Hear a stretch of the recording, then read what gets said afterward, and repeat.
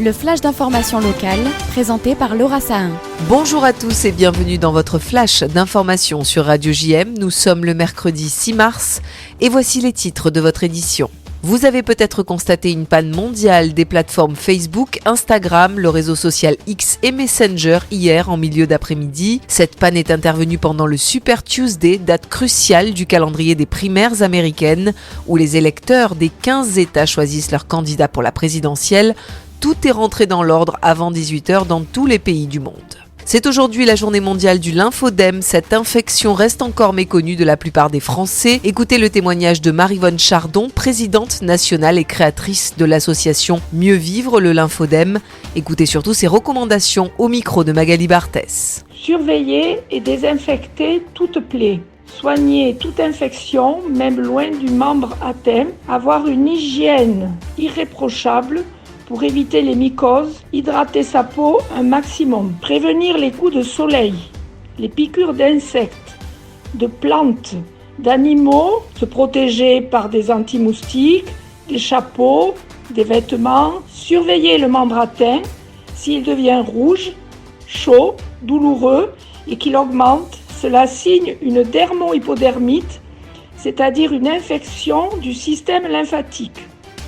Enfin, surveiller son poids car il aggrave le lymphodème s'il augmente trop. Et aussi, pratiquer une activité sportive bien encadrée. Depuis hier et jusqu'à demain a lieu l'étape marseillaise de la 14e édition de la Champions Cup Récupo, une compétition nationale qui rassemble les très jeunes footballeurs avec la participation de 648 clubs. Jean-Christophe Marquet, fondateur de cette compétition, nous en dit plus au micro de Jordan Toiti. Nous attaquons la 14e édition de la Champions Cup Récupo avec 48 clubs en tout U11, U9 et U15 féminin.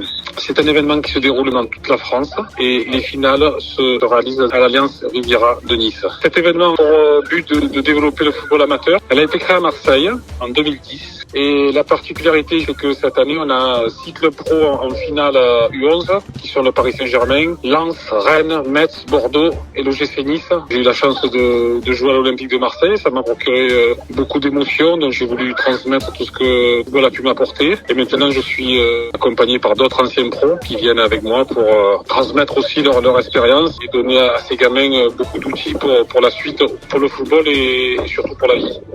Valentin Rongier, le capitaine de l'OM, éloigné des terrains depuis novembre, va reprendre l'entraînement à la fin du mois de mars, a annoncé le club.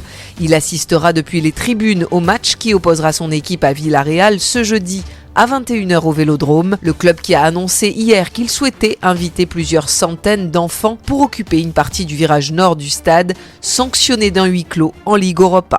Le mercredi, c'est votre chronique cinéma et Michiolard vous parle du film qu'il faut aller voir cette semaine dans les salles obscures.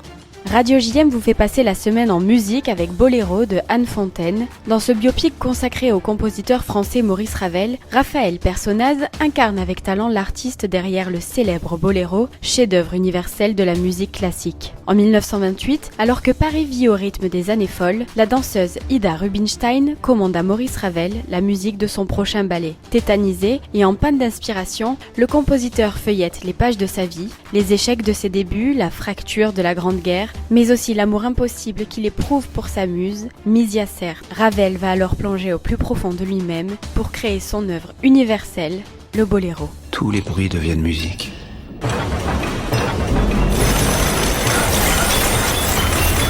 Je crois à quelque chose qui doit surgir, une idée.